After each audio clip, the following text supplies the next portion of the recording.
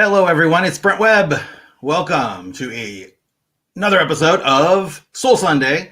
I am so excited today because I have with me my favorite guest of all time, the wisest woman that I know, Catherine Taylor. And we're going to be talking today about a lot of stuff. I am super excited about it. We're also going to be answering some of your questions, and we're really excited about that too. So sit back, relax, and open your mind. Get ready for Soul Sunday.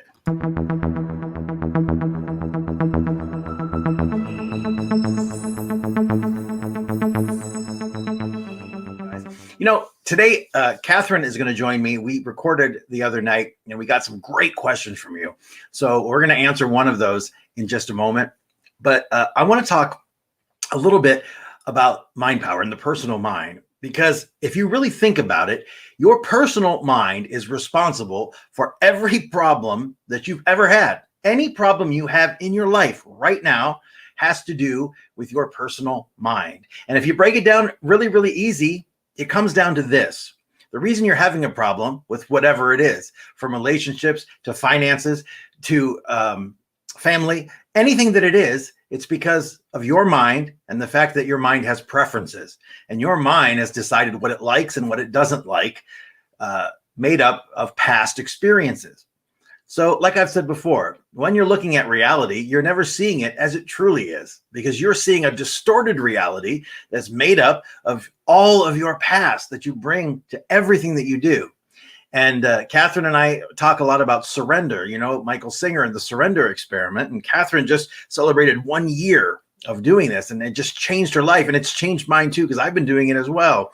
And that's when you just don't fight it. You don't bring your personal preferences to whatever is in front of you. You let the universe unfold itself, and you move along the path instead of deciding what you like and you don't like, and then needing the world to be twisted and turned to fit into that narrow little area that you have in your mind in order for you to be happy.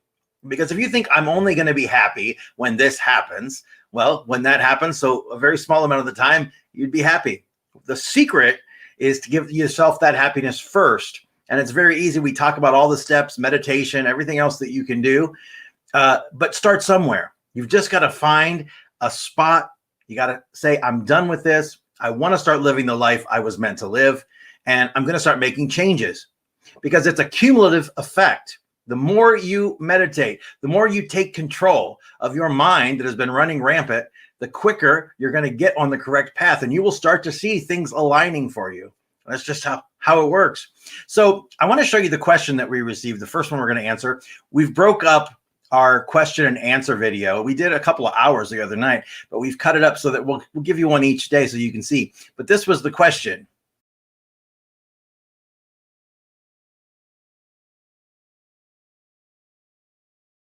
Next question is, overthinking causes me to just not take action. Any tips on breaking this pattern? Oh, yes, absolutely. Well, it's really interesting because when we're overthinking, fundamentally, we're just inside our head. We're not present. We're not engaged in life. So that's why it takes us off track. So how do we stop that? And I think this is where our mind control power course is really cool, because it's about we stop, we become present, we actually become what I call the policeman of our own mind, that we as a spiritual being are in the driver's seat, and that we have this God-given gift called a mind, which we can direct. If the mind's running the show, if the mind's dictating where our attention, our thoughts, and our energy is flowing, we're going to be exhausted and dispersed. So it's about how do we get present, start with breath, come back, okay, just here. And anytime the mind wanders off, anytime there's that overthinking, thanks for sharing, okay, draw a breath, come back and start again. You might have to do that hundreds of times in the course of one day. But this is about having you as a spiritual being back in the driver's seat, being back in control, and you steering your mind where you want it to go, rather than it dictating, as I say, where you're going to spend your time, your energy, and your attention. It takes practice, it takes discipline, but you are worth it. And for the amount of energy that it's stealing from you at the moment, you are going to feel fabulous. And Brent and I are coming together, and I love it when we work together. I always say still, it's like Hollywood and the Oracle when they come together. Like there's some magic in the work that we do. Yeah. It reminds me of a beautiful line I've often used, and that is, we all have so much gold available to us, we just don't know how to mine it. So with the work that we do, be it like in the more private, online programs that we do, and with the group coaching and clearing that we do, and the one-on-one, that's about, okay, here's the kit. Here's how you go mine your gold. We don't have the answers for you. It's our job to educate and to facilitate. You need to discover your own truth, your path, your journey. We are all beautifully, uniquely individual beings that are here for a rhyme, a reason, a purpose, and a mission. Whatever that might be. It might be to be the best parent in the world to our child. It might be to be the most beautiful friend. It might be to create the next, Tesla little satellite. Who knows? Yeah? It doesn't matter about the scope or the size of the mission. What matters is that you honor yourself, your journey, your path, and you are the only one that can do that. Brent and I could sit here and we could literally talk for weeks and weeks and weeks on end, give you huge amounts of information. And you know what? That's like this much of the equation, because it's about you discovering your own answers, you connecting with yourself, you learning what some of those influences are that have brought you to be who you are today, and then to unpack that and then to create the life that you want. It's your call. All right. Right now, we're going to talk about the power of intention and desire. When you want something, all the universe will conspire to help you achieve it. But you got to know what you're asking for. Now, the difference between intention and desire is slight, but I'm going to give it to you. Before we delve into the discussion, I want to clarify the very important difference between these two terms. Now, a desire is simply what we truly want.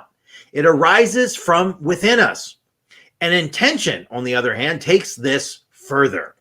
It involves acknowledging the desire, releasing it, being attentive in the present moment, and taking actions that are in line with our desires. For instance, you may have a desire like, I want to live in Paris, whereas an intention would be saying, I am going to live in Paris. Releasing that desire, trusting that it will come to pass, and detaching from any expectation of how in the world we're going to get to the Eiffel Tower. Importantly, according to the law of intention and desire, an intention also entails being attentive in the present moment so that we can see the many opportunities that come our way and take the actions right now that will lead us to move to the city of light. Simple, right? Well, everything begins with a desire, an intention, or an unconscious habit. Our intentions are what we can use to proactively shape our lives as we choose. This law of intention and desire is a universal law, just like the law of gravity. This is why it's important to be here now. In order for the law of intention and desire to work in our favor, although our intention is for the future, our attention must be in the present for us to create what we intend. A focus on the future or an obsession with the desire will lead to a crippling lack of action in the present, in the now. It would be like absent-mindedly going about our daily routine while obsessively pinning pictures of the Eiffel Tower and every cafe in Paris all over the place, but doing nothing else about that desire. At worst, this is going to drive us crazy. At the best, it's going to make us depressed. Focus instead on what is going on today, all that you can be grateful for in the present moment, the opportunities presenting themselves today, and trust me, look for them. There will be many. And the actions that can be taken today, and these actions will be clear. Start researching airfare, hotel costs, and visas. Perhaps we can generate more income and stack some money away for our Parisian journey. We must just begin right now where we are. As Deepak Chopra so eloquently put it in his 7 spiritual laws of success, inherent in every intention and desire is the mechanics for its fulfillment. That means all is already well. We only have to do our part today. A desire without action remains a desire and can become frustrating as hell. Often, this occurs when we hold on to beliefs that are not supportive of what we desire or when we are attached to a certain outcome. Watch as any unsupportive beliefs come up, and they probably will if we're reaching and growing beyond our comfort zone.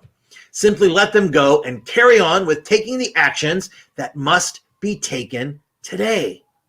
Rest assured in the knowledge shared by Rumi that everything is rigged in our favor, and act in ways that will help turn your desire into reality. Look, all you have to do today is be like water, making its way through cracks. Don't be assertive, but adjust to the object, and you will find a way around or through it. If nothing within you stays rigid, outward things will disclose themselves. Empty your mind. Be formless, shapeless, like water. If you put water into a cup, it becomes the cup. You put water into a bottle, it becomes the bottle. You put it in a teapot, it becomes the teapot. Now, water can flow or it can crash. Be water, my friend. That is one of my favorite quotes from Bruce Lee.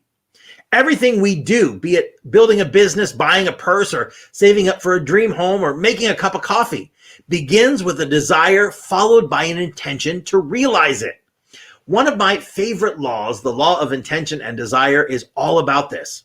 The future is malleable, but in order for it to be as we desire, we must intentionally tell it what we wish for it to be and act to make it so. Now let that sink in for a moment. You have incredible power at your disposal. Now, on the contrary, we sometimes find ourselves feeling confused, overwhelmed, or stuck.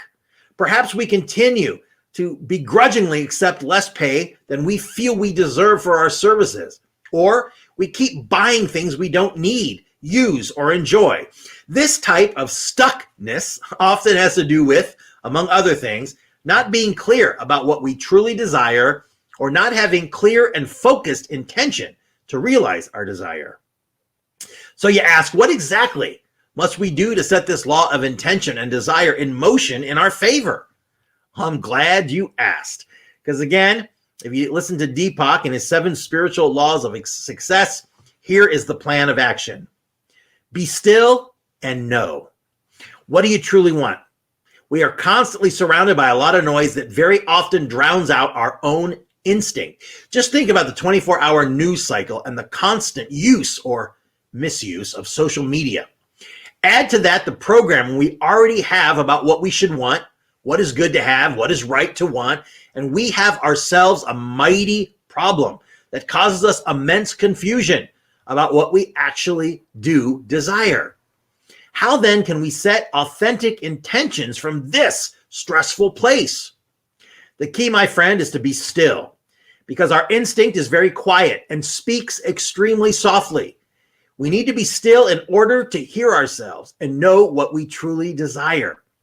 We must find a way of stillness that works for us, be it meditation or any other form of solitude and stillness. From that place, we can then set a clear intention to achieve what we have authentically started to desire. You have to let go.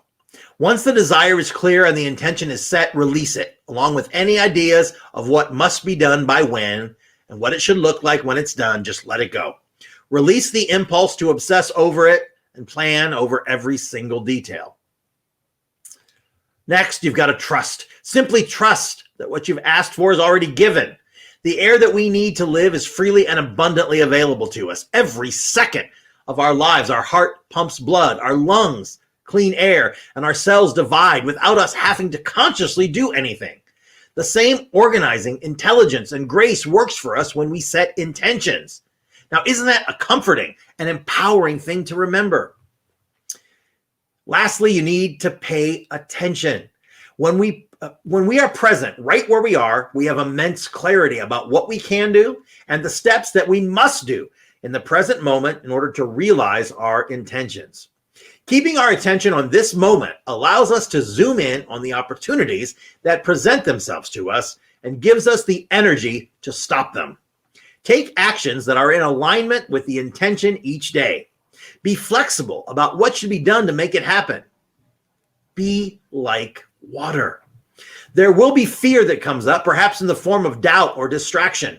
Just ignore it and carry on. It will go away. That is our only job in the interim. Pay attention and do what we know we should do today. It's really very simple. We simply must know what we desire, intend for it to happen, ask for it, let it go, be present and attentive, and do what we know we must do. That's all there is to it, my friends. If you have not joined our Facebook group, why not? We are a community of like-minded people. We are all banded together, helping, supporting, and empowering each other. If you are on your journey to spiritual awakening, it doesn't matter where you are at the beginning or somewhere in the middle, this is the group that you need. So come join us. Facebook.com/groups/students of self-empowerment. It's open. You can come in, take a look around, and then join up. We would love to have you as a member. It will positively impact your life. I promise you that. I want to thank Catherine for joining me, answering a few of your questions. And I want to thank you for taking time out of your, I was going to say busy Sunday, but let's hope it's a laid back, quiet Sunday. Give me a little bit of your time. I certainly appreciate that. I'll be back tomorrow with a brand new episode of Life 101 and back next Sunday with a new episode of Soul Sunday. So go out and enjoy the day. It's beautiful no matter where you are because weather doesn't matter. Every day that you're alive is beautiful. So go out and enjoy it. Don't worry. Be happy and feel good. I'll see you soon.